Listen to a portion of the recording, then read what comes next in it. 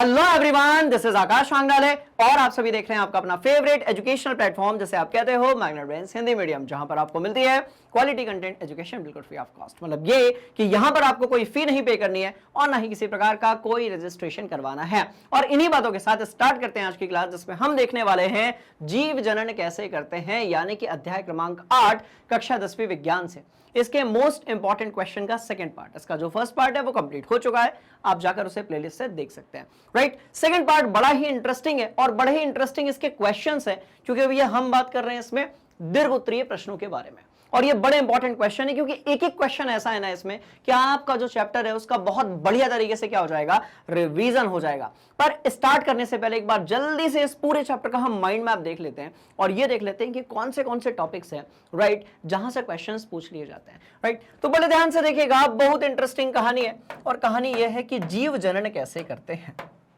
ठीक, तो देखो भैया, मैंने लिखा जीव जनन कैसे करते हैं। क्या क्या इसमें हम पढ़ने वाले हैं, बहुत अच्छे से देखिएगा। कैसे करते हैं, आपने कहा ओके सर, ठीक है। जीव जनन कैसे करते हैं, ये हमारे अध्याय का नाम है। और एक बार देख लेते हैं कि भैया इस चैप्टर में हमको पढ़ना क्या क्या है, कौन कौन से क्वेश्चंस पूछे जाएंगे और कहां कहां से क्वेश्चंस पूछे जाएंगे। कौन कौन से क्वेश्चंस है वो तो अपने पास है ही, पर जीव जनन कैसे करते हैं में टॉपिक्स कौन से हैं उसको एक बार हम लोग देख लेते हैं। क्लियर है कहानी, बोलो यस सर, बहुत शानदार ये कहानी है। आइए तो चैप्टर की शुरुआत करते हैं हम लोग जल्दी से। बस मैं पूरा डीप में कुछ भी नहीं पढ़ाने वाला हूं, मैं बस आप ये याद रखिएगा कि मैं जो है राइट, मैं सिर्फ यहां पर आपको एट अ ग्लांस बताऊंगा कौन से टॉपिक्स हैं, हम उसके बारे में बात करेंगे और उसके बाद फिर हम आगे बढ़ जाएंगे, ठीक है, सवालों की तरफ। क्लियर है कहानी, बोलो यस सर। अब देखो, जब भी बात होती है जीव जनन की, इसका मतलब यह है कि भैया जनक द्वारा संतति जो है वो क्या, उनका क्या करना, जनन करना। मतलब ये कि एक पीढ़ी से दूसरी और दूसरी पीढ़ी से तीसरी पीढ़ी के जाने की बात हम करेंगे। और इसमें हमारे पास दो ऑप्शंस आते हैं। इसमें हमारे पास बेसिकली यदि देखा जाए तो दो प्रकार के ऑप्शन आते हैं। एक है हमारे पास जो कि बड़ा इंपॉर्टेंट टॉपिक है, अलैंगिक जनन। एक हमने यहां पर क्या देखा था, अलैंगिक जनन के बारे में देखा था, यदि आपको पता हो तो, कि हाँ सर अलैंगिक जनन के बारे में आपने बताया था, जिसमें हमने कहा था कि कोई लिंग की जरूरत नहीं होगी, एकल जनक यहां पर हमें चाहिए होगा। हमें यहां पर क्या चाहिए होगा, तो भाई हमें यहां पर एकल जनक चाहिए होगा। और आपने कहा हाँ जी सर, बिल्कुल सही बात है। तो एक तो हमने अलैंगिक जनन देखा था और दूसरा जो है हम लोगों ने देखा था लैंगिक जनन। दूसरा हम लोगों ने कौन सा देखा था, तो भैया लैंगिक जनन देखा था। आपने कहा ओके सर, बहुत बढ़िया वाली बात है। अब जब हम बात करते हैं अलैंगिक जनन की, तो बहुत ध्यान से देखेगा, मैं फिर से कंफर्म करा दूं, मैं कुछ भी पढ़ा नहीं रहा हूं, बस अपन ये देख रहे हैं कि कौन से टॉपिक्स थे, ताकि इससे चैप्टर का एक शॉर्ट रिवीजन हो जाएगा और फिर जब क्वेश्चंस करेंगे तो आएगा बहुत ज्यादा मजा। तो अलैंगिक जनन की यदि हम बात करेंगे तो इसमें एकल जनक होता है। बेसिकली इसमें जो है क्या होगा, तो इसमें होगा एकल जनक। मतलब यहां पर हमें अलग अलग लिंग की जरूरत नहीं पड़ेगी, हमें यहां पर अलग अलग लिंग की जरूरत नहीं पड़ेगी। वहीं के वहीं यदि हम बात करें लैंगिक जनन की, तो हमें जो है दो लिंग की जरूरत पड़ेगी, हमें दो लिंग की जरूरत पड़ेगी। आपने कहा ओके सर, दो लिंग की जरूरत पड़ेगी। कौन से दो लिंग, तो भैया एक नर युग्मक की जरूरत पड़ेगी और दूसरा जो है मादा लिंग यानी कि मादा युग्मक की जरूरत पड़ेगी। आपने कहा ओके सर। चलो बहुत ध्यान से देखना, मस्त वाला ये अध्याय। अब जब आप बात करोगे कि सर लैंगिक जनन के बारे में थोड़ा सा जो है प्रकाश डालिए, तो बिल्कुल प्रकाश डालेंगे। और प्रकाश में अपन क्या क्या देखेंगे, हम ये देखेंगे कि ऐसी कौन सी विधि होती है जिसको हम लोग पढ़ते हैं किसमें, अलैंगिक जनन में। चलो तो विधियों को भी मैं यहां पर बना देता हूं। बहुत इंटरेस्टिंग ये कहानी है, बहुत इंटरेस्टिंग कहानी है बाबूजी, बहुत ज्यादा। ठीक है, चलो तो इस तरीके से अलैंगिक जनन की जब हम बात करेंगे तो हमारे दिमाग के अंदर क्या आएगा, हमारे दिमाग के अंदर आएगा खंडन। क्या आएगा, खंडन। हमारे दिमाग में क्या आएगा, विखंडन। ठीक है, ये सारे टॉपिक्स अपन खत्म कर चुके हैं। क्लियर। और क्या आएगा, तो भैया मुकुलन। और क्या आएगा, तो मुकुलन। और क्या आएगा, तो कायिक प्रवर्धन। कायिक प्रवर्धन, बोलो यस सर। तो और क्या आएगा, कायिक प्रवर्धन आएगा। एक और टॉपिक है जो कि बड़ा इंपॉर्टेंट है, बीजाणु समासन। ठीक है, तो भैया बीजाणु समासन। ठीक, चलिए, तो एक ये वाली बात हो जाएगी। तो खंडन हो गया, विखंडन हो गया, मुकुलन हो गया, कायिक प्रवर्धन हो गया, बीजाणु समासंध हो गया, ये सारे टॉपिक्स को अपन ने कवर किया था। ठीक है, बिल्कुल भी अभी अपन इनके डीप में नहीं जाएंगे, बस आप ये समझ लो कि अलैंगिक जनन की जब बात होगी तो हमारे पास एकल जनक होगा और ये सारे तरीके होंगे, इसमें हमें कोई भी अलग प्रकार के, बात समझ में आ रही, किस यहां पर अपने को दो जनक की जरूरत ही नहीं है, यहां पर माता पिता की जरूरत ही नहीं है, ये कहलाता है अलैंगिक जनन। अच्छा, इसमें एक टॉपिक और होता है, उसको भी आप ऐड कर लेंगे जो कि बड़ा इंपॉर्टेंट है, जिससे भी कई बार सवाल पूछ लिए जाते हैं, राइट, और वो क्या है, तो भैया वो है ऊतक प्रवर्धन। चलो, तो ये क्या है, तो बहुत ध्यान से देखिएगा, तो ये कौन सी चीज है, ऊतक प्रवर्धन। चलिए, जिसको हम लोग टिश्यू कल्चर भी बोलते हैं। तो ये सारे टॉपिक से क्वेश्चंस पूछ लिए जाते हैं जब भी हम बात किसकी करते हैं, अलैंगिक जनन की। आपने कहा ओके सर, अब आगे बढ़िए, बात करेंगे भैया लैंगिक जनन की, राइट। लैंगिक जनन मतलब यहां पर हमें दो अलग अलग लिंग की जरूरत होगी। क्लियर है कहानी, बोलो यस सर। एक हमें चाहिए होगा नर युग्मक, दूसरा हमें चाहिए होगा मादा युग्मक। और यदि इस पर्टिकुलर चैप्टर की हम बात करें, राइट, तो यहां पर हमारे पास फिर दो प्रकार के, राइट, ध्यान से देखिएगा, यहां पर हमारे पास दो प्रकार के टॉपिक्स आ जाएंगे। एक टॉपिक जो है, ठीक है, एक टॉपिक जो है वो होगा मनुष्य में लैंगिक जनन, हम देखेंगे जहां से बहुत बड़े बड़े क्वेश्चंस डिजाइन होते हैं। और दूसरा हम देखेंगे कि जो पादप होते हैं उनमें लैंगिक जनन किस प्रकार से होता है। तो मनुष्य में लैंगिक जनन और बाबूजी यदि हम बात करेंगे तो पादपों में लैंगिक जनन। चलो, इसको भी हम लिख देते हैं। तो मनुष्य मनुष्य मनुष्य मनुष्य राइट, मनुष्य में लैंगिक जनन। चलो, ये पहली वाली बात हो गई है ना, ठीक है। और दूसरा पादपों में, और कौन से पादप, तो आप जानते हो कि भैया पुष्पी पादप। आप जानते हो कि जो पुष्पी पादप होते हैं उसमें क्या होता है, लैंगिक जनन होता है, मतलब उसमें अपने को पुंकेसर भी चाहिए होता है और स्त्रीकेसर भी चाहिए होता है। ओके जी, तो हमने कहा पादपों में लैंगिक जनन। चलो, बहुत बढ़िया, बहुत शानदार वाली ये कहानी। और जब आप बात करते हो कि मनुष्यों में लैंगिक जनन, तो उसके अंदर भी कुछ एक टॉपिक्स होते हैं जिनको मैं ऊपर लिख देता हूं और यहां से पूछ लिए जाते हैं क्वेश्चंस। खत्म, ये अपना चैप्टर था, यहां से पूछ लिए जाते हैं क्वेश्चन जिनके बारे में अब हम बात करने वाले हैं। बस टॉपिक्स को आपके दिमाग के अंदर फिट कर रहा हूं ताकि जब क्वेश्चंस हम पढ़ेंगे, राइट, तो उस टाइम पर क्या होगा, बहुत आपको हेल्प मिल जाएगी, है ना। चलो, यहां पर कौन से टॉपिक्स हैं वो हम देख लेते हैं, ठीक है जी, बोलो यस सर। कौन से टॉपिक्स, तो बहुत ध्यान से देखिएगा। तो भैया एक बड़ा इंपॉर्टेंट टॉपिक है, वो क्या है, नर जनन तंत्र। जब भी दीर्घ सवालों की बात आएगी यहां से सवाल पूछ लिया जाएगा। और कौन सा इंपॉर्टेंट टॉपिक है, तो भैया मादा जनन तंत्र। मादा जनन तंत्र, ये भी बड़ा इंपॉर्टेंट टॉपिक है, यहां से भी क्वेश्चन पूछ लिया जाता है। और कौन सा इंपॉर्टेंट टॉपिक है, तो भाई परिवार नियोजन। अरे बाबा, परिवार नियोजन, ठीक है, यहां से भी क्वेश्चन पूछ लिया जाता है। और कौन सा इंपॉर्टेंट टॉपिक है, तो परिवार नियोजन के अंदर सारे आ गए फिर, ठीक है। हाँ, एक और इंपॉर्टेंट टॉपिक है, that is what, STD. And what is STD, sexually transmitted disease, मतलब ये कि यौन संचारित रोग। बात समझ में आ गई, बस खेल खत्म। खेल जो है वो कैसा हो गया, खत्म हो गया, राइट। इन सबको हम यहाँ पर ऐसे डॉट लगा देते हैं ताकि आपके दिमाग के अंदर टॉपिक्स को बढ़िया तरीके से आप फिट कर सकें। रुको एक मिनट, ये ठीक है, पक्का हो गया फिट। आपने कहा ओके सर, फिट हो गया, बढ़ते हैं आगे। तो भैया ये इस पूरे चैप्टर का लेखा जोखा है। अब जो सवाल आएगा उसको अपन देख लेंगे, बिल्कुल घबराने वाली बात नहीं है। हर क्वेश्चन को एकदम कॉन्सेप्ट के साथ आपके मस्तिष्क के अंदर के प्रमस्तिष्क में बिल्कुल मैं सेट करने वाला हूं। कहानी बड़ी इंटरेस्टिंग होने वाली है, बहुत ध्यान से देखिएगा। एक तगड़ा वाला स्क्रीनशॉट ले लो, इसका ले लो, बिल्कुल। आज की क्लास में अपन गर्दा उड़ा देंगे, सारे क्वेश्चंस को अपन दिमाग के अंदर फिट करेंगे। पहला ही सवाल ले लिया स्क्रीनशॉट, जल्दी, पक्का। तो दो चीजें, लैंगिक जनन और अलैंगिक जनन। चलिए भैया, पहला ही सवाल जो है वो बड़ा इंटरेस्टिंग है। आपसे पूछा गया है कि गर्भ निरोधन जो है इसकी विधि या विभिन्न विधि जो है वो कौन सी है। तो बहुत ध्यान से देखिएगा, ये जो टॉपिक है ना, ये जो टॉपिक है, राइट, इसका लेना देना किसके साथ में है, तो भाई इसका लेना देना है परिवार नियोजन के साथ में। इसका लेना देना जो है वो किसके साथ में, तो आप बोलोगे सर देखो इसका लेना देना है परिवार नियोजन के साथ में, क्योंकि दुनिया की जनसंख्या बहुत तेजी से बढ़ रही है। बात समझ में? इस टॉपिक का लेना देना है परिवार नियोजन के साथ में और जनन स्वास्थ्य के साथ में। बात समझ में? क्योंकि इंटरेस्टिंग कहानी क्या है, बहुत ध्यान से देखिएगा, क्योंकि यदि कोई महिला या कोई माता यदि बार बार माता बनती है तो बार बार उनके स्वास्थ्य पर असर उसका पड़ता है।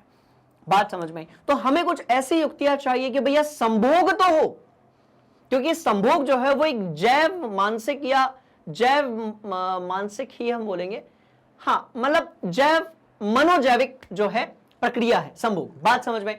पर संभोग तो हो पर निषेचन ना हो, मतलब संभोग बिल्कुल होगा पर निषेचन नहीं होगा, मतलब शुक्राणु और अंडाणु जो है उसका अपने को निषेचन जो है वो नहीं होने देना है। तो ऐसी युक्तियों को हम क्या कहते हैं, गर्भ निरोधन की, कि गर्भ नहीं ठहरना चाहिए। तो ध्यान से देखिएगा, ये परिवार नियोजन में आता है और परिवार नियोजन के अपने अलग अलग कॉन्सेप्ट्स हो सकते हैं, राइट। तो आपको एक चीज ध्यान रखनी है कि संभोग तो हो, संभोग तो हो पर, ध्यान से देखना, संभोग तो हो पर निषेचन ना हो। अब आप बोलोगे सर निषेचन ना हो इसका मतलब ये कि जो शुक्राणु है और अंडाणु है वो आपस में कनेक्ट नहीं होने चाहिए, मतलब ये कि हमें जो है निरोधन लगा अपनाने पड़ेंगे। क्लियर? और इसमें दो प्रकार की विधियां होती हैं जिसको आपको ध्यान से देखना पड़ेगा। एक होती है स्थायी विधि, एक विधि कौन सी होती है, तो भैया स्थायी विधि है। और दूसरी वाली कौन सी होती है, तो बहुत ध्यान से देखिएगा, अस्थायी विधि। एक जो है वो है आपकी स्थायी विधि और दूसरी वाली जो है वो है अस्थायी विधि। बस इतनी सी कहानी है। तो आप ना इस वाले पॉइंट को बहुत अच्छे तरीके से दिमाग के अंदर फिट रखिएगा कि संभोग तो हो पर निषेचन ना हो, संभोग तो हो पर निषेचन ना हो। मतलब ये कि अपने को जो शुक्राणु और अंडाणु है उसको आपस में मिलने से रोकना है।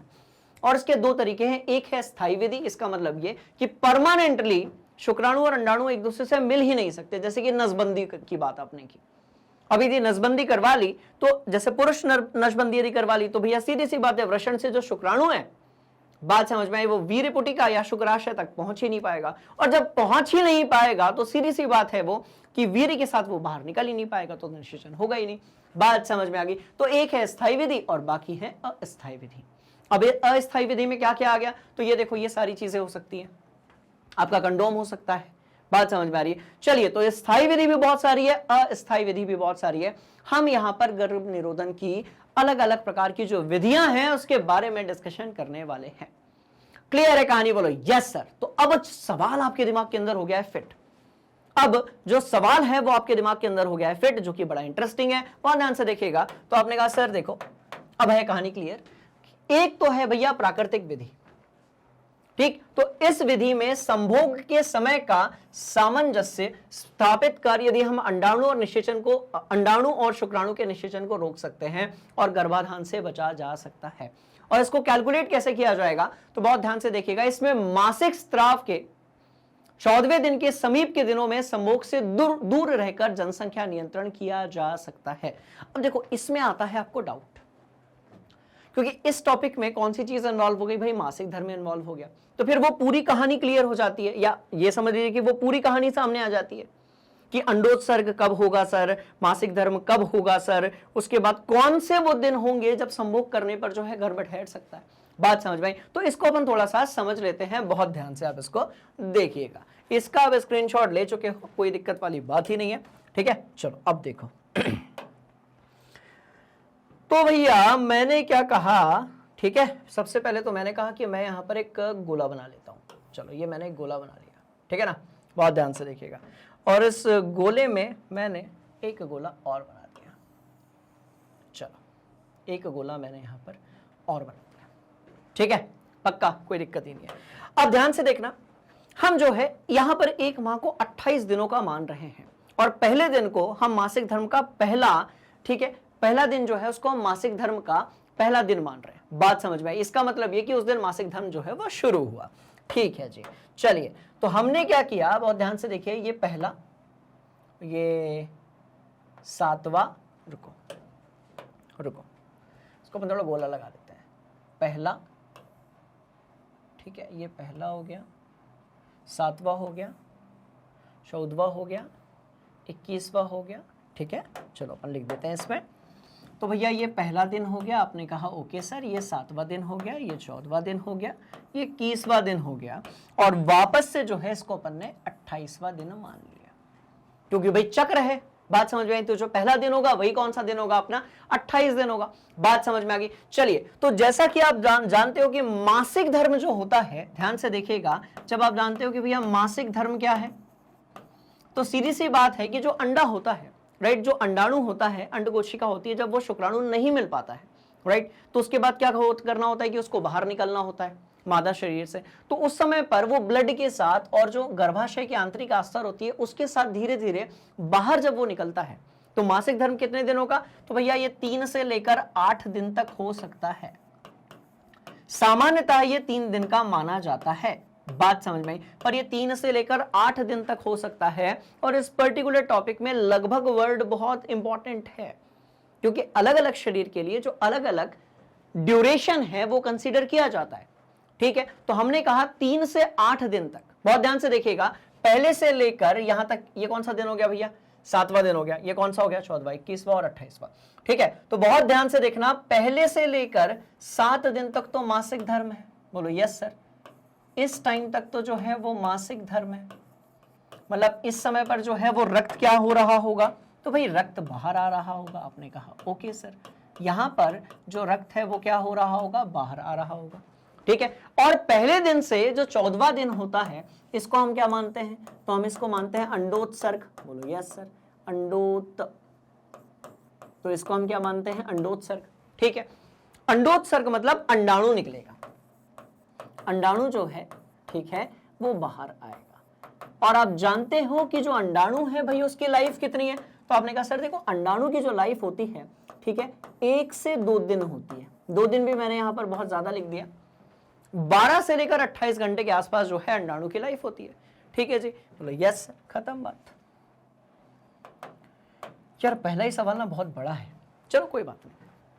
ठीक है, तो ये अंडाणु की लाइफ 1 से 2 दिन होती है। और बहुत ध्यान से देखिएगा, वहीं के वहीं यदि मैं शुक्राणु की बात करूं, ठीक है, शुक्राणु की यदि मैं बात करूं, बहुत ध्यान से देखना, शुक्राणु की जो लाइफ होती है वो कितनी होती है? तो भैया 2 से लेकर 5 दिन हो सकती है। 2 से लेकर कितने दिन हो सकती है? 5 दिन हो सकती है। तो भाई सीधी सी बात है कि संभव हो गई तब जब अंडाणु जो है और शुक्राणु जो है एक दूसरे के लिए अवेलेबल होंगे। सिंपल सी कहानी। मतलब यदि अंडोत्सर्ग यहां हो रहा है, राइट, यदि अंडोत्सर्ग यहां हो रहा है तो यहां पर पिछले कुछ दिनों में इसके पीछे 5 दिन। बात समझ में आई? और भैया इसके पीछे 2 दिन, इसके आगे 2 दिन, बस खत्म बात। तो इसको अपन दूसरे ढंग से लिख देते हैं ताकि आपको कहानी और क्लियर हो जाए। ध्यान से देखिएगा, आप शुक्राणु जो है, शुक्राणु की लाइफ ही 2 से लेकर 5 दिन है। अब आपको पता है कि अंडाणु जो है वो लगभग, ये सब कुछ लगभग में चल रहा है। बहुत ध्यान से देखिएगा, अब आप कह रहे हो सर अंडाणु जो है वो लगभग 14वें दिन निकल रहा है, अंडोत्सर्ग जो है वो लगभग 14वें दिन हो रहा है। क्लियर? इसका मतलब ये हुआ कि या तो इसके 3-4 दिन पहले से शुक्राणु जो है वो पहुंच जाए फेलोपियन नलिका में और वेट करे किसका? अंडाणु का। तो शुक्राणु या तो पहले ही पहुंच जाए, 2 से 3 दिन 4 दिन पहले ही पहुंच जाए, और अंडाणु का क्या करे? वेट करे। या तो शुक्राणु इसी दिन पहुंचे, या तो जो है उसके 1 दिन बाद भी पहुंचे तो भी काम चल जाएगा। पर उसके बाद यदि पहुंचेगा शुक्राणु यदि उसके बाद पहुंचेगा तो फिर दिक्कत है ना। तो फिर तो जो है निषेचन हो ही नहीं पाएगा। तो निषेचन वाले कौन से दिन हैं उसको हम लोग यहां पर ग्रीन कलर से लिख देते हैं। ठीक है, तो 14वें दिन से 5 दिन पहले, बोलो यस सर, 14वें दिन से 5 दिन पहले, और 1 दिन बाद, 1 दिन बाद, मतलब कि यदि हम बात करें, हम इसको यदि पहला दिन ले रहे हैं, ठीक है, तो 14वें दिन से 5 दिन पहले कितना? तो 9वां 10वां दिन। ठीक है ना। चलिए, तो यहां कहीं पर होगा 10वां दिन, 7वां, तो यहां कहीं पर 10वां दिन होगा, और जो है यहां पर आपका 16वां दिन होगा। खत्म बात।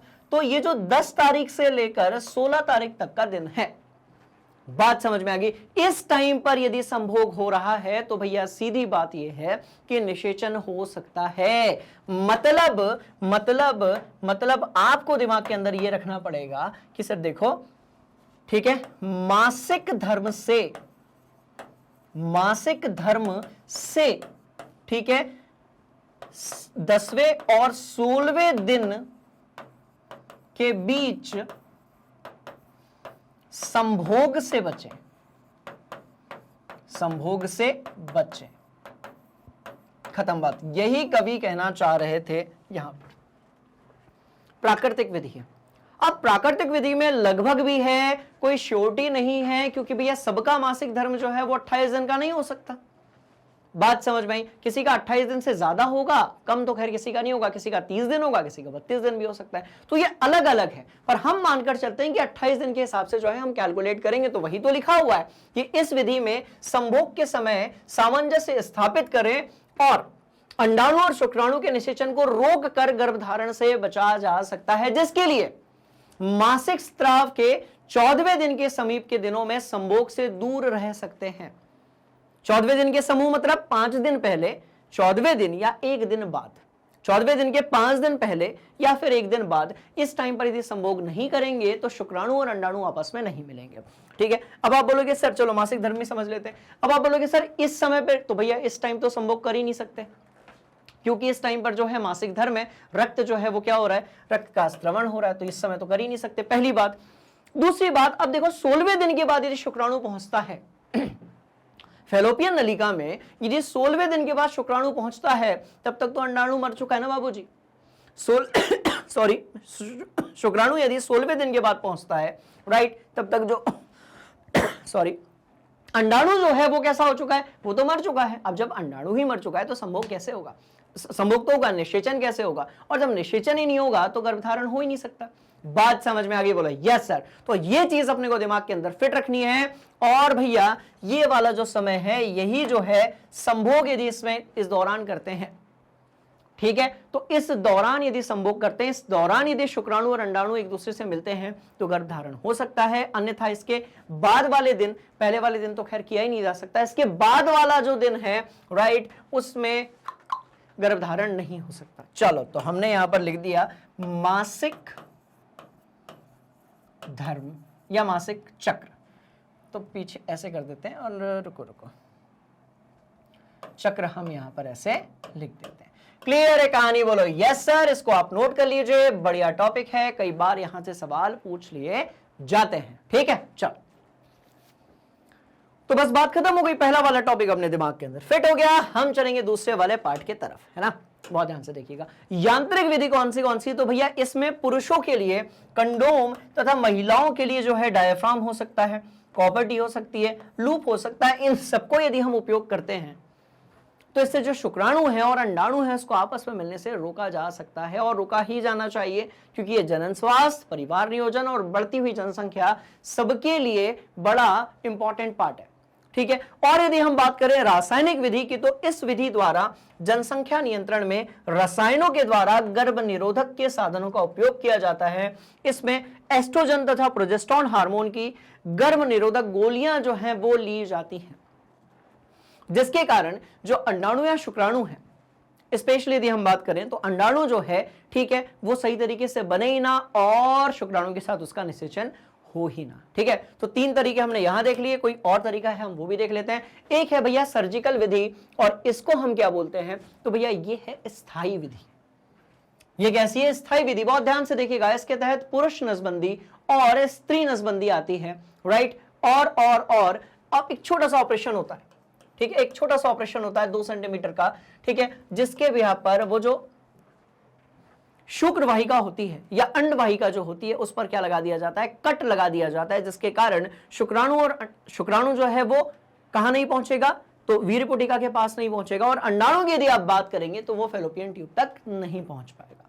क्लियर है? दूसरा जो है सामाजिक जागरूकता, मतलब ये कि यदि हम जनसंख्या वृद्धि के बहुत सारे परिणामों को लेकर यदि जागरूक करें, राइट, तो इससे क्या होगा? इससे जो है जनसंख्या को लेकर जो मानव प्रजाति है वो कैसी होगी? संवेदनशील होगी, और जनसंख्या नियंत्रण प्रभावी हो सकती है। पक्का? बोलो यस सर। तो सबसे ज्यादा जो कंफ्यूजिंग पार्ट होता है वो ये वाला होता है। कौन सा वाला? प्राकृतिक विधि वाला, जिसमें हम पढ़ते हैं किसके बारे में? बहुत ध्यान से देखिएगा, तो हम मासिक चक्र के बारे में पढ़ते हैं। क्लियर है? चलो, बढ़िया से आप जो है स्क्रीनशॉट लेंगे, और बढ़िया वाला ये सवाल था, है ना। और आगे बढ़ेंगे। आइए अगला सवाल, ऋतु। अच्छा, हो गया भैया, आ गया सवाल। ठीक है, ध्यान से देखिएगा, ऋतुस्राव जो है वो क्यों होता है? चलो अपने पास डायग्राम बना हुआ है, हम वहीं से कनेक्ट करने की कोशिश करेंगे, बहुत ध्यान से देखिएगा। अब हुआ क्या, देखो अब 14वें दिन अंडोत्सर्ग हुआ, मतलब ये कि 14वें दिन जो अंडाणु है वो बाहर आया। अब अंडाणु बाहर कहां से आएगा, तो आप जानते हो कि 2 अंडाशय होते हैं, दोनों में से किसी से भी बाहर आ सकता है। और ऐसा रूल नहीं कि भैया पहले महीने इस वाले अंडाशय से अंडाणु बाहर आया तो दूसरे महीने दूसरे वाले से आएगा, ऐसा कोई रूल नहीं है। हो सकता है लगातार जो है वो एक ही अंडाशय से अंडाणु बाहर आ रहा है। क्लियर है कहानी, बोलो यस सर। तो अब ध्यान से देखिएगा, अब इस दिन जो है वो अंडाणु बाहर आया, इसकी लाइफ है 1 से 2 दिन, मतलब शुक्राणु या और शुक्राणु की लाइफ है 2 से 5 दिन, ठीक है, 3 से 5 दिन ले लो, 4 से 5 दिन ले लो। अब शुक्राणु जो है यदि वो पहले से है और अंडाणु यदि रिलीज हुआ तो दोनों के बीच में निषेचन हो जाएगा, सीधी बात। जिस दिन अंडाणु जो है अंडोत्सर्ग हुआ उस दिन यदि शुक्राणु आया तो भी निषेचन होगा, या फिर उसके 1 आध दिन बाद आया तो भी निषेचन हो जाएगा। पर यदि अंडाणु जो है वो वेट करता रहेगा, शुक्राणु आया ही नहीं, जब अंडोत्सर्ग होता है, ठीक है, तो उस समय पर क्या होता है कि जो गर्भाशय की आंतरिक भित्ति होती है वो प्रिपेयर हो जाती है कि यदि शुक्राणु आ गया और यदि निषेचन हो गया दोनों के बीच में, राइट, तो फिर भैया क्या हो जाएगा, युग्मनज बन जाएगा, फिर भ्रूण बनने लगेगा। अपने को एकदम रेडी रहना है, बिल्कुल सही बात है। एक काम करते हैं कि डायग्राम भी बना लेते हैं, चलो एक डायग्राम भी बना लेते हैं, बढ़िया वाली बात, ठीक है। तो एक हम डायग्राम भी बना लेते हैं, बहुत ध्यान से देखिएगा, ठीक है जी। चलो और रुको 1 मिनट,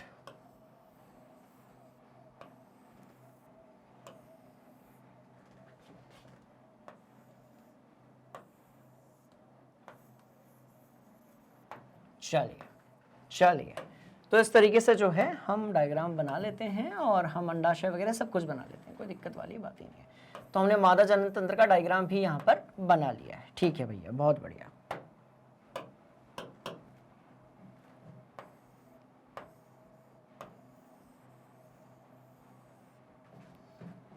ये लीजिए, तो जो डायग्राम है उसको भी हम दिमाग के अंदर कैसा करते हैं, सेट कर लेते हैं, ठीक है। चलो ध्यान से देखना, तो ये डायग्राम को हमने यहाँ पर ऐसे बना लिया, हम एकदम रॉ डायग्राम बना रहे हैं कॉन्सेप्ट को समझने के लिए, ठीक है। तो चलो ये वाली बात हो गई और ये बात यहाँ पर ऐसे हो गई, ठीक है। अब यदि आप बहुत ध्यान से देखेंगे तो आप पाएंगे मैं कौन सी चीजें बना रहा हूँ, बहुत ध्यान से देखिएगा। तो भैया ये जो चीज है ये क्या हो गई, अंडाशय हो गई, आपने कहा ओके सर, ठीक है। चलो ये क्या हो गया, तो ये फैलोपियन ट्यूब हो गई, इसको हम अंडवाहिनी कहेंगे, बोलो यस सर। यदि हम बात करेंगे तो ये वाला जो पार्ट है ये है गर्भाशय, बोलो यस सर। और इसको हम बोलेंगे ग्रीवा, बोलो यस सर। और ये वाला जो पार्ट है भैया ये हो गई योनि, बोलो यस सर, ठीक है। इतना हो गया, एक काम करो, इतना जल्दी से अपने दिमाग के अंदर फिट करो, एकदम जल्दी से नोट करो, फिर बढ़ते हैं आगे, हरी अब।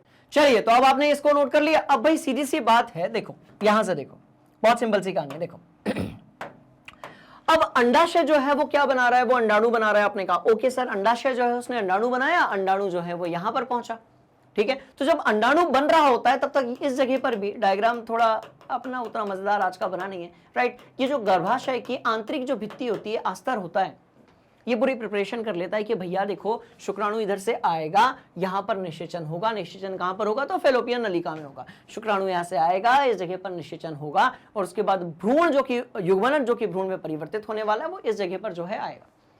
तो गर्भाशय की जो आंतरिक भित्ति होती है वो बिल्कुल प्रिपेयर हो जाती है, ठीक है। ये जो है ये यहां से बिल्कुल ऐसी मांसल हो जाती है, ठीक है, और लचीली हो जाती है और बिल्कुल प्रिपेयर हो जाती है। तो यहां पर एक आंतरिक भित्ति का निर्माण हो जाता है, जो कि मैंने इस तरीके से यहां पर बनाया हुआ है। आपने कहा ओके सर, बहुत बढ़िया।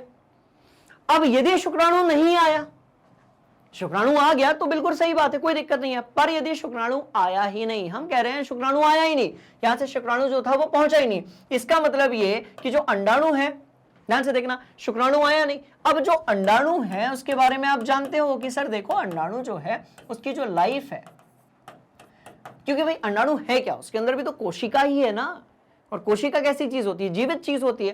तो इसकी जो लाइफ है वो 1 से 2 दिन की है। आपने कहा ओके सर, इसकी जो लाइफ है वो 1 से लेकर 2 दिन की है, ठीक है। 28 घंटे तक की इसकी जो है लाइफ हो सकती है। अब देखिए ध्यान से, अब जो अंडाणु है वो 1 से 2 दिन बाद मर जाएगा। अब जब वो मर जाएगा तो वो किसी काम का नहीं, क्योंकि यदि अब शुक्राणु आ भी जाता है तो भैया निषेचन होने वाला तो है नहीं। क्लियर है कहानी, बोलो यस सर। इसका मतलब यदि यहां पर यहां पर अंडाणु मर ही गया तो उसको बाहर निकलना जरूरी है। तो फिर धीरे धीरे क्या होता है, वो जो मरा हुआ अंडाणु है, ठीक है, रक्त है, म्यूकस है और ये जो आंतरिक भित्ति है, ये धीरे धीरे रक्तस्राव के रूप में बाहर निकलती है 3 से लेकर 8 दिनों तक, और इसी को हम क्या बोलते हैं, मासिक चक्र या मासिक धर्म। तो जब जब जो है अंडाणु मर जाएगा, निषेचन नहीं कर पाएगा, तब तब जो है क्या होगा, कुछ दिनों बाद मासिक चक्र होगा, मासिक धर्म होगा, जिसमें 3 से लेकर 8 दिनों तक जो रक्तस्राव है वो होता रहेगा योनि से धीरे धीरे। क्लियर है कहानी, बोलो यस सर। चलो तो बस वही तो सवाल था कि ऋतुस्राव या फिर मासिक स्राव या फिर जो है रजोधर्म क्या होता है। तो बहुत ध्यान से देखिएगा, यदि अंड कोशिका का निषेचन नहीं हो पाता है, यदि अंड कोशिका का निषेचन नहीं हो पाता है तो यह लगभग 1 दिन तक क्या रहती है, जीवित रहती है, क्योंकि अंडाशय हर एक माह जो है अंडाणु का क्या करता है, मोचन करता है। अतः निषेचित अंड की प्राप्ति हेतु गर्भाशय भी प्रति माह तैयारी करता है। अब सोच कर देखो, प्रति माह यदि अंडाणु जो है अंडोत्सर्ग होगा तो गर्भाशय भी हर महीने अपने आप को प्रिपेयर करता है कि यदि शुक्राणु आएगा, निषेचन होगा तो युग्मनज बनेगा, तो भ्रूण बनेगा। इसलिए गर्भाशय भी हर बार जो है प्रति माह क्या करता है, तैयारी करता है। और इसकी जो अंदर की भित्ति होती है वो मांसल हो जाती है, स्पंजी हो जाती है, यानी कि लचीली हो जाती है। और ये अंड के निषेचन होने की अवस्था में उसके पोषण के लिए जरूरी होता है। मतलब ये कि ऐसा होना जरूरी है, बिल्कुल जरूरी है। पर यदि निषेचन नहीं हो रहा है, पर यदि अंडाणु और शुक्राणु आया ही नहीं, शुक्राणु भैया आया ही नहीं, निषेचन यदि नहीं हो पा रहा है, पर यदि निषेचन नहीं हो पा रहा है, राइट, तो ये जो अंदर की जो भित्ति थी मांसल हुई थी, स्पंजी हुई थी, राइट, अब इसकी आवश्यकता में नहीं रह जाती है।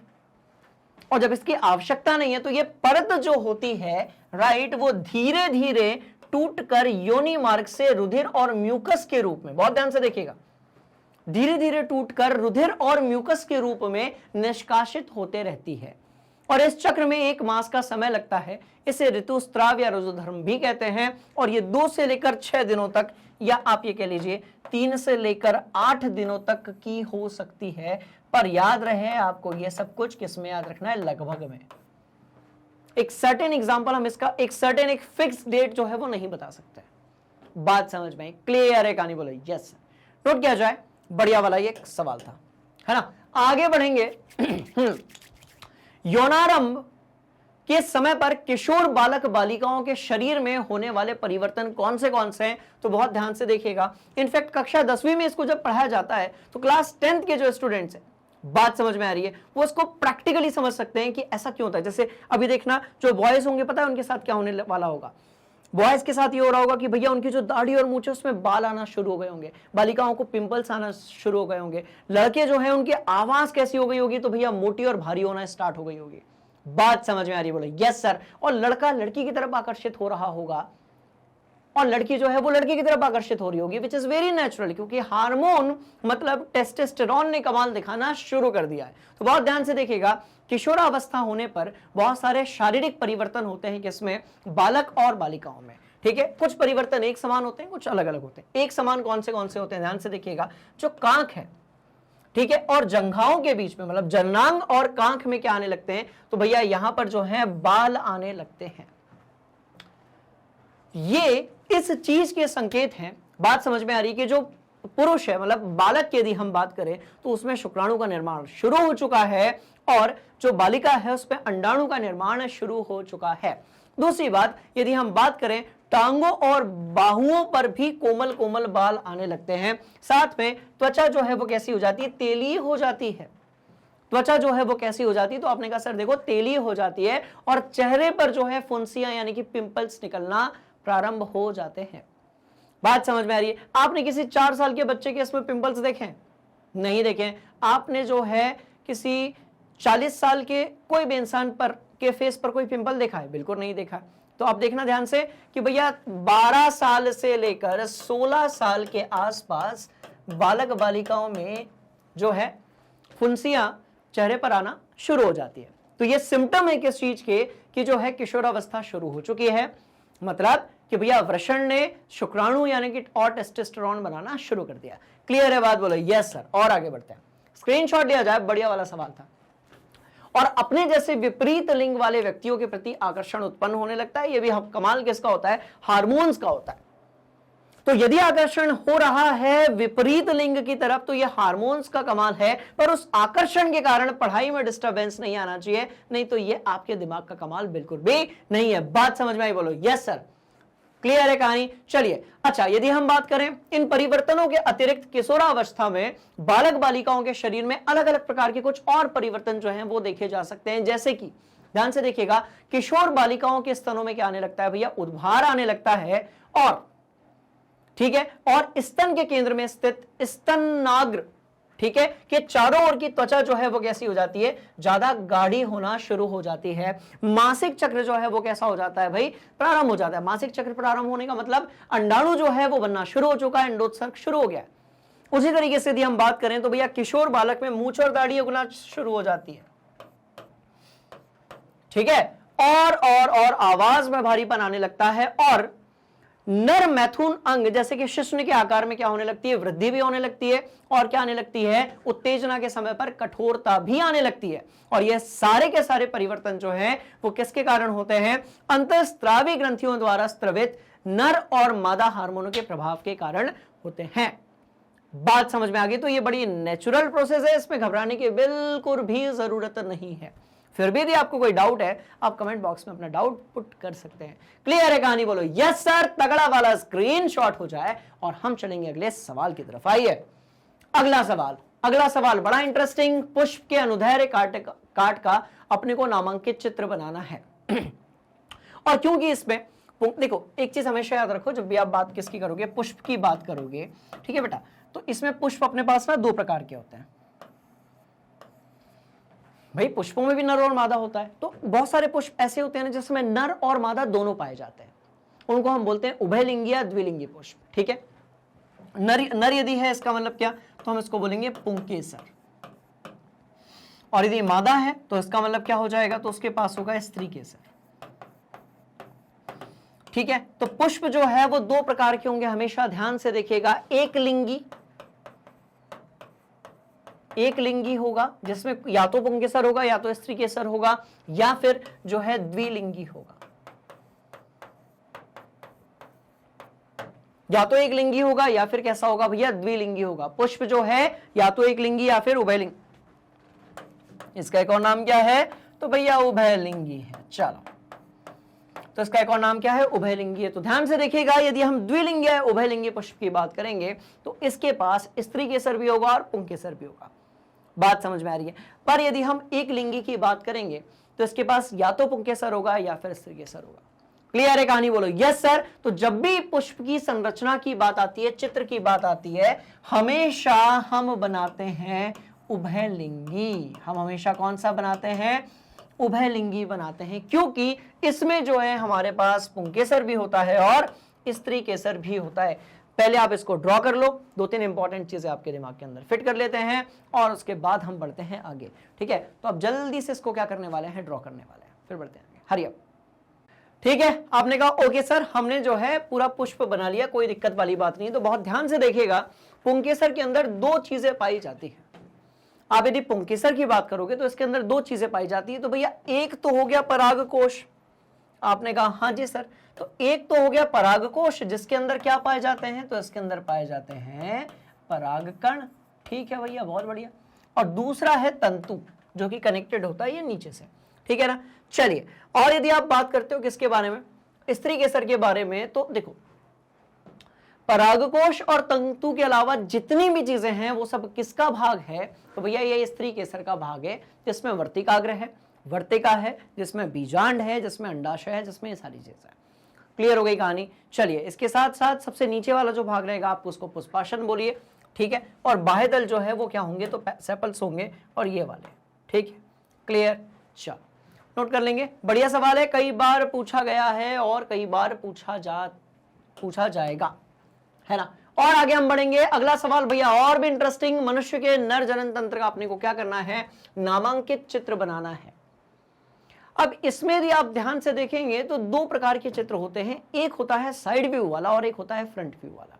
बात समझ में आ रही है? तो दोनों ही डायग्राम, तो भैया एक डायग्राम तो यहां पर दिया हुआ है, आपने कहा हाँ जी सर। अब दूसरा वाला जो डायग्राम है वो मैं बना देता हूं। दोनों ही डायग्राम्स की आपको यदि प्रैक्टिस हो जाएगी, जैसा पूछा जाएगा वैसा आप एग्जाम में बना दीजिएगा। राइट, बोलो यस सर, बोलो यस सर, बोलो यस सर। चलिए, तो हमने यहां पर जो है मादा जनन तंत्र तो बना लिया है। अब हम बात करते हैं किसके बारे में, नर जनन तंत्र के बारे में। चलो, तो हम बात करने वाले हैं यहां पर किसके बारे में, तो बाबूजी नर जनन तंत्र के बारे में। कौन सी चीजें अपने को ध्यान में रखनी है, ध्यान से देखिएगा, हमें कौन सी चीजें दिमाग के अंदर सेट रखनी है। देखो, हमें सेट रखना है 2 वृषण, ठीक है। अब 2 वृषण यदि हैं तो भाई सीधी सी बात है कि 2 अधिवृषण भी होंगे। 2 वृषण यदि हैं तो 2 अधिवृषण भी होंगे। ठीक है भैया, बहुत बढ़िया।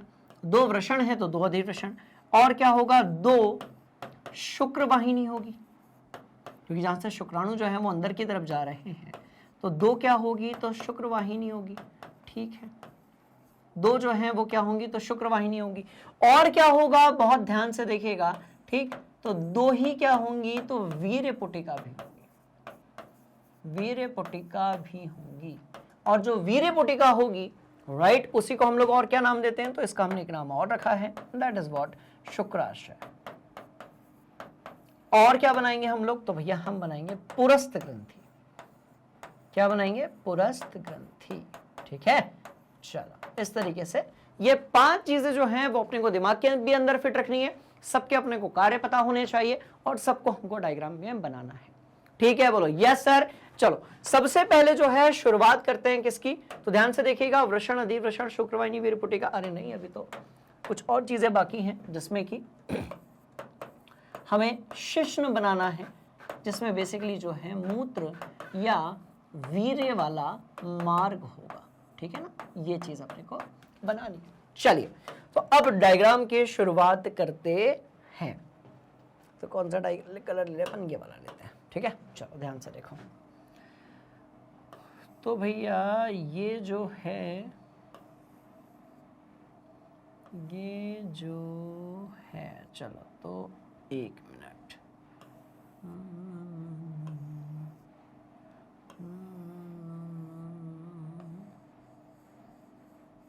इस तरीके से हम जो है शिश्न बना देते हैं सबसे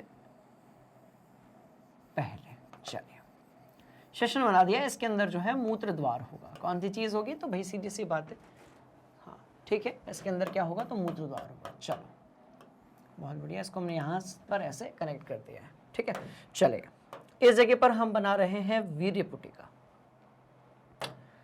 तो ये रही यहाँ पर वीर्य पुटिका,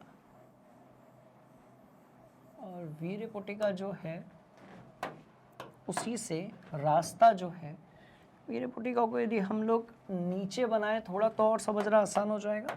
ठीक है, चलो, तो ये वीर्य पुटिका हमने यहाँ पर ऐसे ऐसे और इस तरीके से हमने वीर्य पुटिका यहाँ पर बना दी है। ठीक है भैया, और यहाँ से जो है हम मूत्र मार्ग भी बना देते हैं। चलो, ये मूत्र मार्ग हमने बना दिया। ठीक है, और जैसा कि आप जानते हो कि सर देखिए 2 जोड़ी वृषण होंगे, मतलब 1 जोड़ी वृषण होगा, जिसमें हमारे पास बेसिकली 2 वृषण होंगे। चलो, ये बना दिए। वृषण वो जगह है जहां पर शुक्राणु जो है उनका क्या हो रहा है भैया, निर्माण हो रहा है। अच्छा जी, खत्म बात। शुक्राणु जो है उनका क्या हो रहा है, तो यहां पर निर्माण हो रहा है। अच्छा, बहुत बढ़िया। और यहां पर हम बना देते हैं अधिवृषण। दोनों शुक्राणु हैं, उनके ऊपर की तरफ यहां पर क्या होगा, तो अधिवृषण होगा। ठीक है, इस डायग्राम में भी आपको दिख जाएगा। देखो, वृषण जो है उसके ऊपर क्या है, तो भाई अधिवृषण है। ठीक है, और वृषण जो है वो किस में पाया जाएगा, तो वृषण कोश के अंदर पाया जाएगा। वृषण जो है वो शरीर से बाहर होते हैं ताकि तापमान कम रहे और शुक्राणु की जो क्वालिटी और क्वांटिटी है वो कैसी हो सके, इंप्रूव हो सके। ठीक है जी, बहुत बढ़िया। ठीक है, चलो और आगे बढ़ेंगे। यहां से यहां से यहां से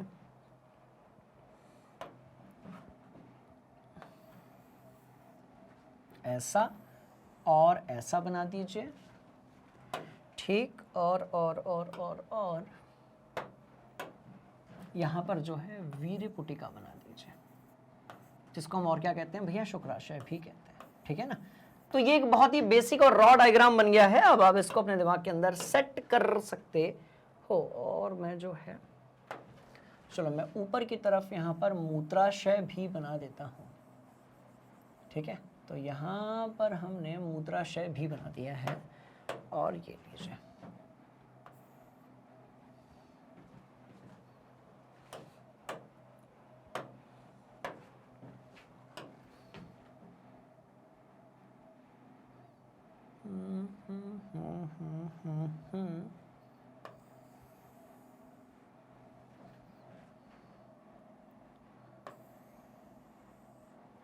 ऐसा, ठीक। और रुको, और ये यहां से ऐसा। चलिए, अब भैया हमने सारी चीजें बना ली हैं। अब जो जो चीजें हैं उसको हम यहाँ पर डिपिक्ट कर देते हैं, जैसे कहानी और भी ज्यादा कैसी हो जाएगी तो आसान हो जाएगी, है ना। बहुत ध्यान से देखिएगा। तो ये जो चीज है, चलो इस तरफ बनाते हैं इसको हम लोग, है ना। चलो, तो ये जो चीज है इसको हम क्या बोलते हैं, तो भैया वृषण बोलते हैं।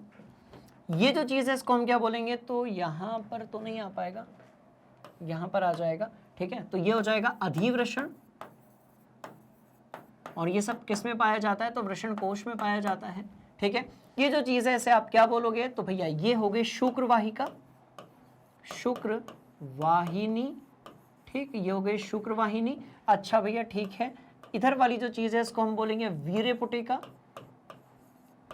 ये है वीर्यपुटिका। अच्छा ठीक है, सबसे ऊपर यहां पर जो है मूत्राशय। बस मुझे आप एक बार बनाने दीजिए, उसके बाद पूरे कहानी दिमाग के अंदर फिट करता हूं, ठीक है। ये मूत्राशय है। ये जो भाग है इसको आप बोलोगे मूत्र मार्ग, और ये मूत्र के साथ साथ जो है वीर्य मार्ग भी है, ठीक। और ये जो है इसे आप बोलेंगे शिश्न, ठीक है जी। सारी चीजें हमने कवर कर ली। हाँ, सबसे इंपॉर्टेंट ये ग्रीन वाला भाग जिसे हम कहते हैं प्रोस्टेट ग्लैंड, यानी कि पुरस्थ ग्रंथि, ठीक है। तो ये क्या हो जाएगी, तो ये हो जाएगी पुरस्थ ग्रंथि, पुरस्थ ग्रंथि। खत्म खेल, क्लियर, बोलो यस सर। और भैया इस तरीके से हमने नर जनन तंत्र अब यहां पर बना लिया है। अब बहुत ध्यान से देखिएगा, वर्किंग भी मैं आपके दिमाग के अंदर फिट कर देता हूं, ताकि यहां से और कोई क्वेश्चन यदि पूछा जाए तो वो आपसे जो है बनना चाहिए। बात समझ में आ गई। अब दोनों वृषण को यदि आप देख रहे होंगे तो इनके अंदर होती है वृषण पालिकाएं बहुत सारी, जहां पर निर्माण होता है किसका, शुक्राणुओं का। शुक्राणुओं का जब निर्माण होने लगता है उसके बाद वह स्टोर कहां पर हो जाते हैं, वृषण में, और कहां पर, अधिवृषण में। बात समझ में आई। और भैया शुक्राणु अपने आप बाहर नहीं निकलेंगे। जैसे आप ध्यान से देखोगे तो मूत्राशय में मूत्र जो है वो जमा होता रहता है, और जब मूत्राशय जो है वो फुल होने की कगार पर आ जाता है तो भैया मूत्र यहां से बाहर निकलना शुरू हो जाता है। बात समझ में आ रही है। और ये तब से हो रहा होता है जब से हमारा जन्म हुआ है, और ये तब तक होता रहेगा जब तक हमारी मृत्यु नहीं हो जाती। मतलब ये एक प्रकार का जय प्रक्रम है। तो इस रास्ते से मूत्र तो हमेशा बाहर निकलता रहता है। आपने कहा ओके सर। सवाल पैदा होता है कि भैया इस रास्ते से वीर्य कब बाहर निकलेगा। तो वीर्य जो है उसके अंदर पाए जाते हैं क्या, शुक्राणु पाए जाते हैं। तो वीर्य तभी बाहर निकलेगा जब हमें शुक्राणु को जो है, बात समझ में आ रही है, अंडाणु के पास लेकर जाना पड़ेगा। और शुक्राणु जो है वो अंडाणु के पास कैसे जाएगा भाई, जब तक नहीं जाएगा जब तक शिश्न जो है वो योनि के अंदर नहीं चला जाता। और शिश्न योनि के अंदर कब जाएगा, संभोग के समय पर। और ये कब होगा, जब शारीरिक उत्तेजना होगी नर और मादा दोनों में। बात समझ में आ रही, किस चीज के लिए, तो भाई निषेचन के लिए, भ्रूण बनाने के लिए, शिशु के जन्म के लिए। तो जीव जनन कैसे करते हैं, ताकि जब उनमें उत्तेजनाएं होती हैं, जब शुक्राणु जो है वो अंडाणु से मिलता है, तब जाकर निषेचन होता है और भ्रूण का निर्माण होता है। आपने कहा ओके सर।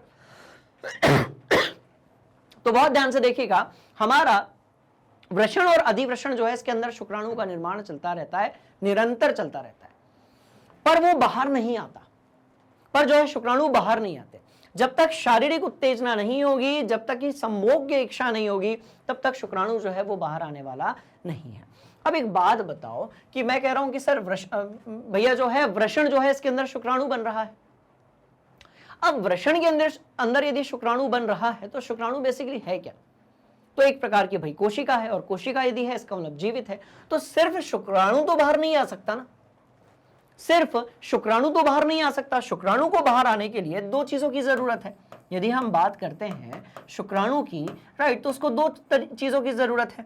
पहला एक कि वो खुद एक कोशिका है तो उसे एक माध्यम चाहिए।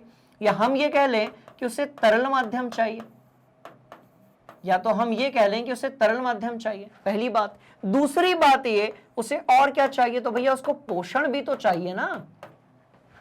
शुक्राणु यहां से बाहर निकलेगा, फिर आगे जाएगा, आगे जाएगा, आगे, और भैया यहां से बाहर निकले के फिर वो योनि के अंदर जाएगा, और बहुत ध्यान से देखिएगा, योनि के अंदर जाने के बाद वो जो है उसको इधर तक आना है।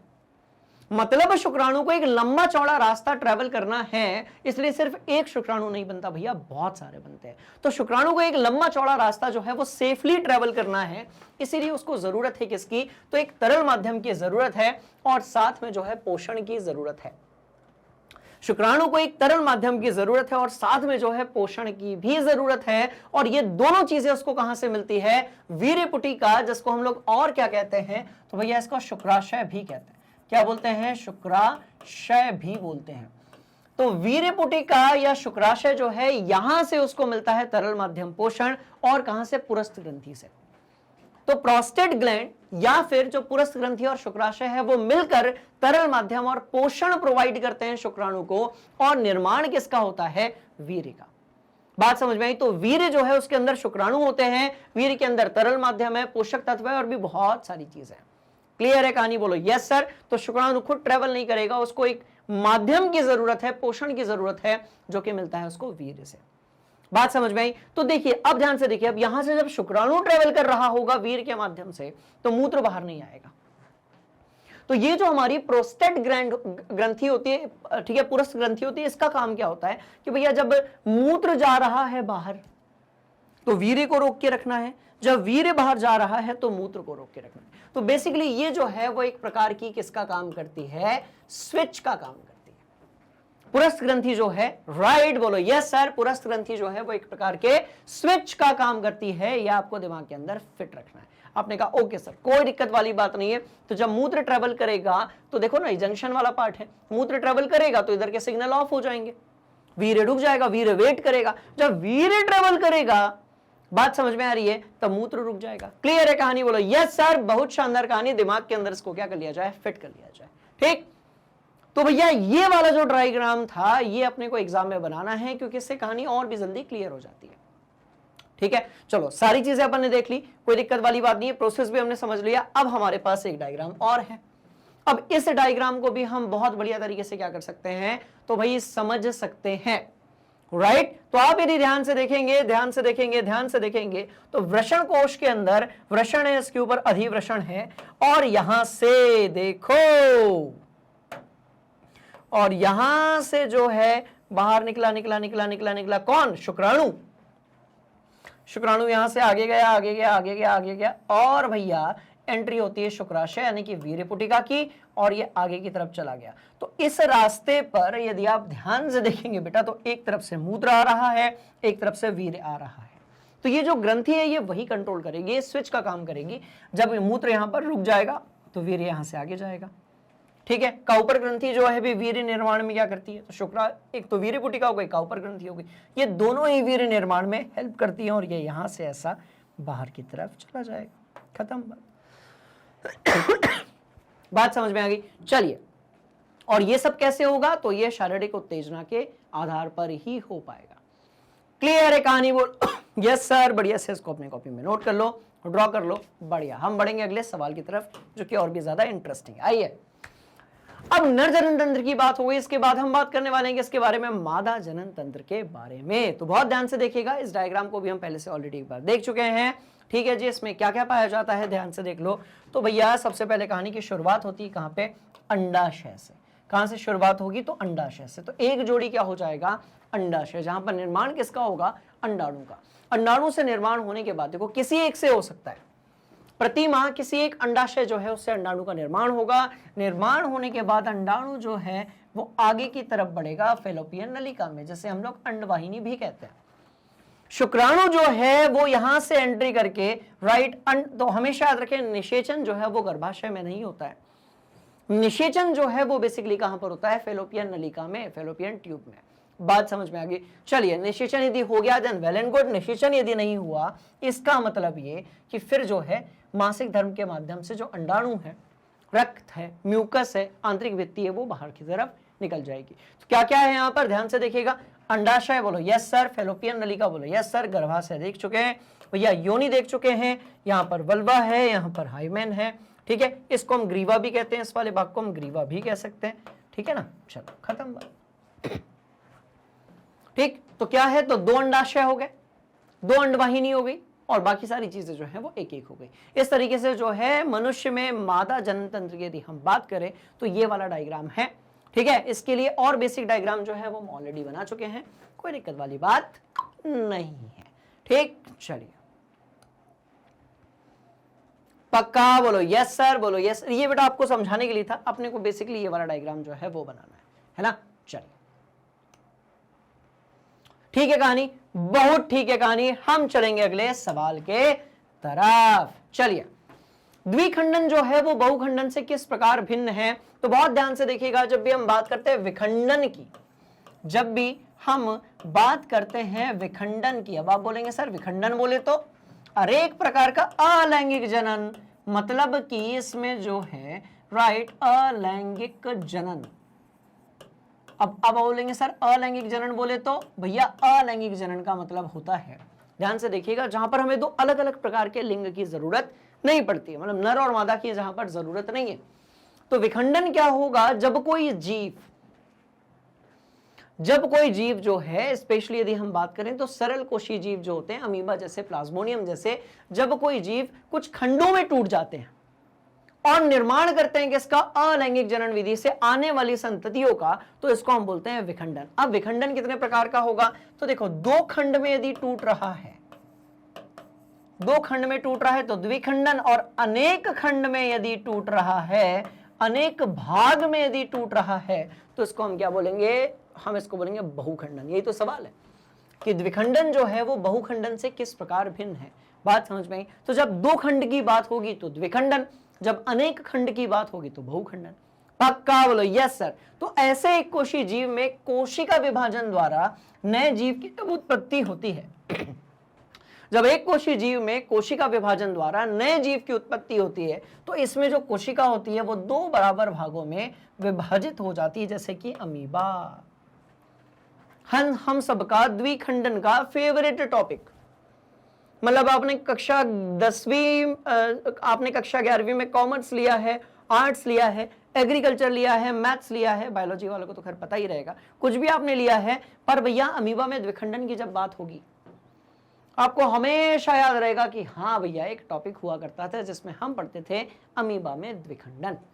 क्लियर है कहानी, बोलो यस सर।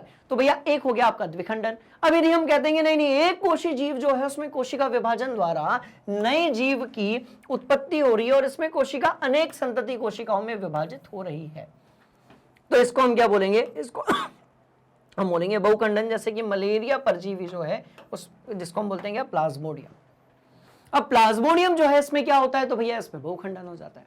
बात समझ में आई, तो बढ़िया सवाल था, नोट कर लो, इजी क्वेश्चन था बेसिकली, ठीक है। चलिए नेक्स्ट क्वेश्चन और भी इंटरेस्टिंग कि कोशिक और बहुकोशिक जीवों की जनन पद्धति में क्या अंतर होता है, राइट। एक कोशीय और बहुकोशीय जीव जो होगा है ना, इसके जनन पद्धति में क्या अंतर होगा, बहुत तगड़ा सवाल है, कई बार परीक्षाओं में पूछा गया है, इसको एक बार अपने से आप ट्राई कीजिए, ठीक है। उसके बाद आगे बढ़ते हैं, बहुत मजा आने वाला है, इसको डिस्कस करेंगे तो, है ना। चलो चलिए, तो अब आप बोलेंगे कि सर देखिए जो एक कोशीय जीव होता है वो कैसा होता है, तो वो सरल होता है। एक कोशीय जीव की जब हम बात करेंगे, ठीक है, तो ये सरल जीव होते हैं। कैसे होते हैं, तो भैया सरल जीव होते हैं।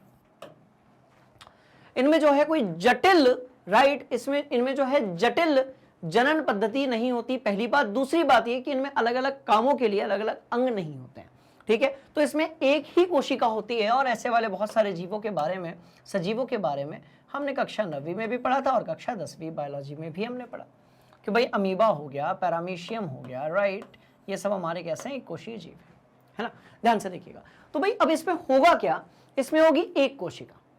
मतलब आप सोच कर देखो कि जैसे बहुकोशीय जीव में ढेर सारी कोशिकाएं मिलकर, मतलब हमारे हाथ के सिर्फ इतने भाग में अनेक बहुत सारी कोशिकाएं, पर जब आप बात करते हो, ठीक है, तो एक कोशीय जीव में सिर्फ एक ही कोशिका होगी, उसके अंदर बेसिकली एक नाभिक होगा और ये एक कोशीय जीव होगा, और इसमें जनन के लिए अलग से कोई अंग नहीं होता और ना ही कोई अलग से तंत्र होता है। इसमें जनन के लिए अलग से कोई अंग या फिर तंत्र नहीं होता है।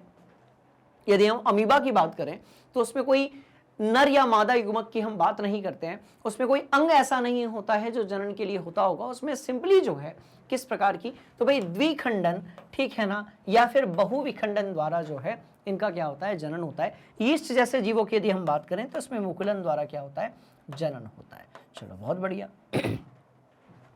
बहुत इंटरेस्टिंग कहानी। तो ये तो किसके बारे में बात हो गई, एक कोशी जीवों के बारे में बात हो गई। और वहीं के वहीं यदि हम बात करते हैं बहुकोशी जीवों के बारे में, तो बहुकोशी जीवों में जीवों का जो निर्माण है वो बहुत सारी कोशिकाओं जैसे होता है, और इनमें जनन के लिए एक विशेष जनन तंत्र पाया जाता है। चाहे आप बात करें किसकी, मनुष्य की बात करें, आप बात करें पादपों की यानी कि पेड़ पौधों की, राइट, आप शेर की बात करें, आप बिल्ली की बात करें, या फिर आप जो है बंदर की बात करें, बात समझ में आ रही है, आप किसी की भी बात करें, पर आप एक चीज जानेंगे कि भैया इसमें जनन के लिए जो है एक विशेष जनन तंत्र पाया जाता है। और इसमें लैंगिक जनन तथा अलैंगिक जनन दोनों प्रकारों से जनन हो सकता है। लैंगिक और अलैंगिक दोनों प्रकारों से इसमें क्या हो सकता है, जनन हो सकता है। क्लियर है कहानी, बोलो यस सर। इसको तगड़ा वाला अपनी कॉपी में नोट किया जाए। हम बढ़ेंगे अगले सवाल के तरफ। आइए, अगला सवाल क्या है, लैंगिक जनन संचारित रोगों के बारे में लिखना है अपने को, ठीक जिन्हें हम लोग शॉर्ट में और क्या कहते हैं, एसटीडी कहते हैं। भाई एसटीडी क्या होता है, सेक्सुअली ट्रांसमिटेड डिसीज। मतलब ये है कि संभोग के दौरान नर से मादा में या मादा से नर में जो बीमारियां स्थानांतरित होती हैं, संचारित हो जाती हैं, राइट, उनको हम कहते हैं लैंगिक जनन संचारित रोग। ठीक है, अब ये कौन सी होती है, तो बहुत ध्यान से देखिएगा, ठीक है। तो ये हो सकती है बैक्टीरिया के द्वारा, वायरस के द्वारा, परजीवी प्रोटोजोआ के द्वारा, यीस्ट जैसे सूक्ष्म जो आपके जीव होते हैं उनके द्वारा जो है ये बीमारियां कैसी हो सकती है, तो संचारित हो सकती है। जैसे यदि हम बात करते हैं मनुष्य में होने वाले रोगों में, ठीक है, तो एक है आपका क्या, ध्यान से देखिएगा, गोनोरिया, खतरनाक बीमारी है, ठीक है। तो बैक्टीरिया जनित रोग जो है उसमें क्या आ गया, गोनोरिया आ गया, सिफिलिस आ गया, यूरेथ्राइटिस आ गया, तथा सर्विसाइटिस आ गया। और ये सब कैसे होते हैं, तो ये बैक्टीरिया के कारण होने वाले यौन संचारित रोग हैं। बात समझ में आ गई, बोलो यस सर। अभी तो वायरस जो है उसके कारण होने वाले रोगों के बारे में बात जो है बची हुई है। अब यदि हम बात करते हैं किसके बारे में, वायरस जनित रोगों के बारे में, ठीक है। वायरस जनित रोगों के यदि हम बारे में बात करते हैं तो इसमें सर्विक्स कैंसर आपका हो गया, और सबसे खतरनाक बीमारी जिसको हम लोग और क्या बोलते हैं, तो भैया एड्स बोलते हैं। और हर्पेस जैसी जो बीमारियां हैं वो बेसिकली किसके माध्यम से होती है, वायरस के माध्यम से होती है। जिसमें जो एड्स है, बात समझ में आ रही है, इसमें कौन सा होता है, तो भैया HIV वायरस होता है, जिसके कारण एड्स जैसी बीमारियां होती है। और HIV और एड्स इन सबको सबसे ज्यादा उपयोग किया जाता है आप सबसे फुल फॉर्म पूछने के लिए। तो ए 1 मार्क में कई बार क्वेश्चन पूछ लिया जाता है कि जो HIV है या एड्स है इसका पूर्ण रूप क्या होगा, इसका फुल फॉर्म क्या होगा। बात समझ में आ गई, बोलो यस सर। और भैया तीसरा वाला जो है वो और भी इंटरेस्टिंग है, जिसको हम लोग बोले हैं प्रोटोजोआ जनित रोग। जिसको हम लोग क्या बोल रहे हैं, प्रोटोजोआ जनित रोग, जो कि बेसिकली स्त्रियों के मूत्र जनन नलिकाओं में एक प्रकार के प्रोटोजोआ के संकरण से होने वाला रोग है, जिसको हम क्या बोलते हैं, ट्राइकोमोनिएसिस। ठीक है, क्या बोलेंगे, तो हम इसको बोलेंगे ट्राइकोमोनिएसिस। क्लियर है कहानी, बोलो यस सर। तो देखो किससे किससे हो सकती है, तो बैक्टीरिया से हो सकती है, वायरस से हो सकता है, और प्रोटोजोआ से भी एसटीडी जैसी बीमारियां जो हैं वो हो सकती है। क्लियर है कहानी, बोलो यस सर। और डीप में यदि आपको जानना है तो जनन स्वास्थ्य वाले टॉपिक में हमने सबके बारे में डिटेल में with so many examples study की थी। क्लियर है, बोलो यस सर। स्क्रीनशॉट लिया जाए, हम चलेंगे अगले सवाल की तरफ। अगला सवाल और भी इंटरेस्टिंग। मुकुलन जो है वो बेसिकली क्या है, तो ध्यान से देखिएगा, मुकुलन जो है वो एक प्रकार का अलैंगिक जनन है। और जब भी बात मुकुलन की आती है हमारे दिमाग में हाइड्रा आता ही आता है। बात समझ में आ रही है, जब भी बात किसकी आती है तो भैया मुकुलन की आती है, तो हमारे दिमाग में सबसे पहले क्या आता है, तो हाइड्रा आता है। हाइड्रा में मुकुलन होता है, और क्या होता है तो ध्यान से देखिएगा, एक प्रकार का अलैंगिक जनन है जिसमें जीवों की उत्पत्ति जनक के शरीर के धरातल से कलिका या मुकुल फूटने पर या प्रवर्ध निकलने के फलस्वरूप होती है। इस प्रक्रिया में जीव शरीर के किसी भाग से एक या एक से अधिक कंद रूपी उभार निकालता है, जैसे मुकुल या हम क्या कहते हैं, बड कहते हैं। इंग्लिश में हम इसे क्या बोलेंगे, बडिंग बोलेंगे। ठीक है, चलिए उसके बाद जनक कोशिका केंद्रक मुकुल में पहुंच जाता है और केंद्रक युक्त मुकुल जनक के शरीर से विलग होकर या अलग होकर नए जीव का क्या कर लेता है, निर्माण कर लेता है। बेस्ट ऑप्शन ये है कि हम इसका उदाहरण देख लेते हैं। तो ध्यान से देखिएगा भाई, ये तो जनन था, यीस्ट की यदि हम बात करें तो देखो ध्यान से देखो, यहां पर ये मुकुल बना, ये मुकुल जो है वो बाहर निकला और ये पूर्ण विकसित होकर उसने क्या बना लिया, एक नए जनक का, एक नया जो जीव है उसने अपने आप को विकसित कर दिया। ठीक है, अब हर बार क्या होता है कि हम लोग हाइड्रा का एग्जांपल लेते हैं, यीस्ट को हम कहीं भूल जाते हैं, तो इस बार हमने यीस्ट का एग्जांपल लिया है। हाइड्रा वाला मुकुलन वाला जो डायग्राम है वो बहुत बढ़िया तरीके से आप सब लोगों को क्लियर है, घबराने जैसी कोई बात नहीं है। इसका तगड़ा वाला स्क्रीनशॉट लेकर अपनी कॉपी में नोट कीजिए। हम चलेंगे अगले सवाल की तरफ और इस तरीके से बहुत सारे क्वेश्चंस की हम प्रैक्टिस करते करते करते करते करते सारे कॉन्सेप्ट्स को दिमाग के अंदर फिट कर लेंगे और ये वही कॉन्सेप्ट्स हैं जो एग्जाम में पूछ लिए जाते हैं। चलिए नोट कीजिए। ठीक, बोलो यस सर, बोलो यस सर, बोलो यस सर। और सुनो, मैंने अभी ईस्ट का एग्जांपल इसमें लिया हुआ है, आप हाइड्रा वाला जो है वो एक बार अपनी कॉपी में बना लीजिएगा और उससे आपकी बढ़िया तरीके से प्रैक्टिस हो जाएगी। ठीक है, चलिए तो एक प्ररूपी पुष्प के सहायक और जरूरी अंग जो है इसके बीच में भिन्नता क्या है, इसके बारे में अपने को बात करनी है। तो देखो भैया, सिंपल सी चीज है, एक तरफ है सहायक अंग और एक तरफ जो है आवश्यक है। तो आवश्यक में कौन आएगा, तो इसमें आ जाएगा स्त्री केसर। इसमें कौन आ जाएगा, तो स्त्री केसर आ जाएगा, जिसको हम लोग बोलते हैं जायांग। क्या बोलेंगे, तो इसका भैया एक नाम और है जायांग। ठीक है भैया, चलो। और यदि हम बात करते हैं पुंग केसर के बारे में, किसके बारे में, पुंग केसर के बारे में यदि हम बात करते हैं इसके बारे में, पुंग केसर के बारे में, तो इसको हम क्या बोलेंगे, पुमंग। अच्छा, ये लिखा होगा, देखो पुमंग। अच्छा भैया, बहुत बढ़िया। मतलब एक एक ही नाम रहने देने चाहिए, क्योंकि देखो बहुत सारे जब नाम हो जाते हैं ना बायोलॉजी में, एक चीज होती है, कुछ बच्चे जिनको बायोलॉजी पढ़ने में दिक्कत आती है उनके साथ एक परेशानी होती है, एक ही चीज के 50 नाम होते हैं और उसके कारण कंफ्यूजन जो है वो बढ़ जाता है और इंटरेस्ट कई बार कैसा होता है भैया, कम हो जाता है। तो ध्यान से देखिएगा। तो एक तरफ जो है स्त्री केसर और एक तरफ क्या है, पुंग केसर है ना। चलो ये आवश्यक में आ जाएंगे। तो आप यदि ध्यान से देखेंगे तो देखो, सहायक अंग वो होते हैं जो धूल, धूप और वर्षा से रक्षा करते हैं, किसकी, आवश्यक के अंगों की करते हैं। बात समझ में आ गई। तो आप यदि बात करेंगे पंखुड़ी यानी कि दल की, आप यदि बात करेंगे बाह्यदल की, सेपल्स और पेटल्स की यदि आप बात करेंगे, दल और बाह्यदल की यदि आप बात करेंगे, तो बाह्यदल क्या कहलाता है, तो आपका भैया काइलेक्स कहलाता है। क्लियर है कहानी। तो आपका जो बाह्यदल है, ये नीचे वाला भाग, बाह्यदल और दल जो है ये कैसे होंगे, तो ये सहायक अंग में आ जाएंगे। ये दोनों जो है ये किस में आ जाएंगे, तो ये सहायक में आ जाएंगे। और इनका काम क्या होगा, तो इनका काम होगा धूल, धूप और वर्षा से यानी कि जल से जो है रक्षा करना, किसकी, तो ये आवश्यक अंगों की। और आवश्यक अंग जो है उसके अंदर कौन सी दो चीजें होंगी, तो एक होगा स्त्री केसर जिसको हम लोग जायांग बोलेंगे, दूसरा जो है वो पुमंग होगा जिसको जो है हम लोग क्या बोलेंगे, पुंग केसर बोलेंगे। क्लियर है कहानी, बोलो यस सर। बहुत शानदार कहानी है। तो एक तरफ स्त्री केसर है, एक तरफ जो है भैया पुंग केसर है, जाएंगे और पुमंग। Clear clear clear clear clear. चलिए तो पुंग केसर में क्या क्या है, तो परागकोश और तंतु है।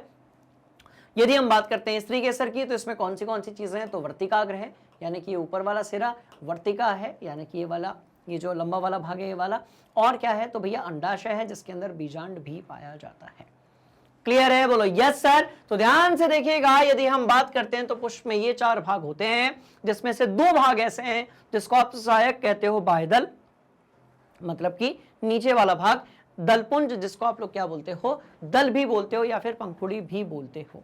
क्लियर, यही पुष्प को क्या बनाते हैं, आकर्षक बनाते हैं। पुमंग की यदि हम बात करेंगे तो इसका मतलब पुंग केसर होगा। जायांग की यदि हम बात करेंगे तो इसका मतलब क्या होगा, स्त्री केसर होगा। बढ़िया से नोट कर लो। ठीक है जी, आगे बढ़ेंगे। पुमंग अपन ने देख लिया है, जायांग अपने पास होगा, बिल्कुल होगा। चलिए तो ध्यान से देखिएगा, जो बाहरी चक्र है, 2 बाहरी चक्र जो हैं, राइट, जिसमें बाह्यदल आ गया और दल आ गया, इसको हम सहायक अंग बोलेंगे, राइट। और भीतरी जो चक्र होंगे उसको हम पुमंग और क्या बोलेंगे, तो जायांग बोलेंगे।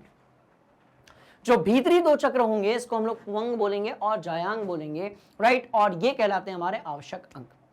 सहायक अंग जो होते हैं, जिसमें कि पंखुड़ी आ गई, जिसमें कि बाह्यदल आ गया, ये फूल को आकर्षक बनाने के साथ आवश्यक के अंगों की रक्षा भी करते हैं। और आवश्यक अंग जो है वो जनन का कार्य करते हैं। तो बहुत ध्यान से देखिएगा, सहायक अंग जो है वो आकर्षण बनाते हैं और क्या करते हैं, बाहरी चीजों से रक्षा करते हैं। वहीं के वहीं यदि आप बात करोगे आवश्यक या जरूरी अंगों की, तो ये जनन का काम करते हैं और इसमें दो चीजें पाई जाती हैं, जैसा कि हमने डिस्कस कर लिया है। इसमें पुंकेसर पाया जाता है और क्या पाया जाता है, स्त्री केसर। क्लियर है कहानी? बोलो यस सर। बढ़िया तरीके से अपनी कॉपी में नोट कर लो। और इस तरीके से हमने इस चैप्टर के दीर्घोत्तरीय प्रश्न जो थे राइट वो सारे के सारे कंप्लीट कर लिए। इसके बाद अगला जो चैप्टर है उसकी क्लासेस आपको कहां पर मिलेगी? तो सिंपल सी कहानी है, आपको करना क्या है, राइट आपको जाना है गूगल पे, सर्च करना है मैग्नेट ब्रेन्स। जब आप सर्च करते हो मैग्नेट ब्रेन्स तो इस तरीके से पेज आपके सामने आता है, राइट और यहां पर यदि आप इंग्लिश मीडियम वाले स्टूडेंट्स हैं तो भैया नर्सरी से लेकर 12वीं तक, हिंदी मीडियम वाले यदि आप स्टूडेंट्स हैं तो 7वीं से लेकर 12वीं तक, साथ साथ आपको बुक्स और ई बुक्स भी अवेलेबल है। इसकी जो लिंक है वो नीचे डिस्क्रिप्शन में गिवन है। एज वेल एज आपको सारी वीडियो लेक्चर जो हैं वो बिल्कुल फ्री ऑफ कॉस्ट अवेलेबल है, यानी कि आपको कोई भी रजिस्ट्रेशन फी देने की जरूरत नहीं है, ना ही किसी प्रकार की कोई पेमेंट आपको करनी है। क्लियर है कहानी? बोलो यस सर। बढ़िया तरीके से सारे क्वेश्चंस को पढ़िएगा, यदि कहीं पर कोई डाउट होगा तो आप उसे पूछ सकते हैं। हम मिलने वाले हैं अगली क्लास में, कुछ और धमाक चौकली मचाएंगे बायोलॉजी में। तब तक के लिए बने रहिए मैग्नेट ब्रेन्स हिंदी मीडियम के साथ और बढ़िया तरीके से पढ़िए, शेयर कीजिए, लाइक कीजिए और सब्सक्राइब कीजिए। Thank you so much. जय हिंद।